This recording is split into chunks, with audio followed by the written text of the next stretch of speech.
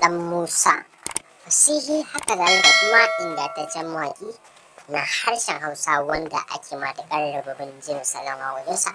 Daga jin waƙoƙin wannan fitacce haziki ingantacce mawaƙi na harshen Hausa fa in dai har ka saurari waƙoƙinsa za ka ji salon waƙoƙinsa suna matuƙar burge ka sannan kuma sun shiga zuciya da cikinka. Assalamu alaikum yan uwa, barkanmu da kasancewa da ku a cikin sabon shiri namu a yau.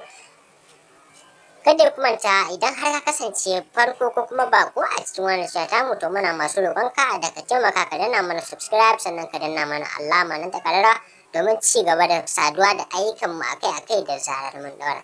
Na fa tabbata da ilalle zahiri dan Musa kasance ɗaya daga cikin mawaka wanda suka yi fintinkau a kan faɗin arewacin Najeriya baki ɗaya a fannin zubo zafafan waƙoƙi masu cike da birgewa sannan kuma da sa annashuwa da farin ciki duk a cikin salon waƙoƙinsa. Na fi tabbata da ilalle zahiri dan Musa yana da matukar abubuwan mamaki a cikin salon waƙoƙinsa. Mun gode da kasancewa da kuka yi tare da mu a wannan lokaci, sai mun haɗa ku a shiri na gaba da yardar Allah mai kowa mai komai. Ɗan Musa, fasihi haka zalika kuma ingantaccen mawaƙi na harshen Hausa wanda ake matuƙar rububin jin salon waƙoƙinsa. Daga jin waƙoƙin wannan fitacce haziki ingantacce mawaƙi na harshen Hausa fa in dai har ka saurari waƙoƙinsa za ka ji salon waƙoƙinsa suna matuƙar burge ka sannan kuma sun shiga zuciya da cikinka.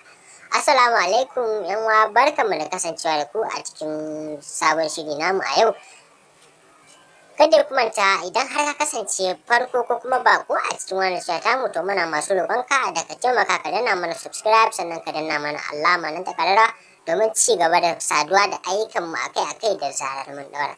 Na fa tabbata da ilalle zahiri dan Musa kasance ɗaya daga cikin mawaka wanda suka yi fintinkau a kan faɗin arewacin Najeriya baki ɗaya a fannin zubo zafafan waƙoƙi masu cike da birgewa sannan kuma da sa annashuwa da farin ciki duk a cikin salon waƙoƙinsa. Na fi tabbata da ilalle zahiri dan Musa yana da matukar abubuwan mamaki a cikin salon waƙoƙinsa. Mun gode da kasancewa da kuka yi tare da mu a wannan lokaci, sai mun haɗa ku a shiri na gaba da yardar Allah mai kowa mai komai.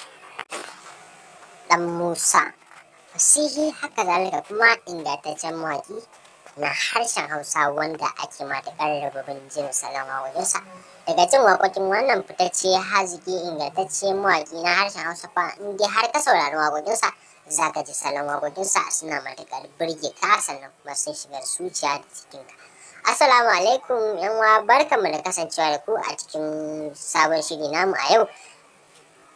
Kada ku manta idan har ka kasance farko ko kuma bako a cikin wannan shirin tamu to muna masu roƙonka da ka taimaka ka danna mana subscribe sannan ka danna mana alama nan ta karara domin ci gaba da saduwa da ayyukan mu akai-akai da zarar mun daura.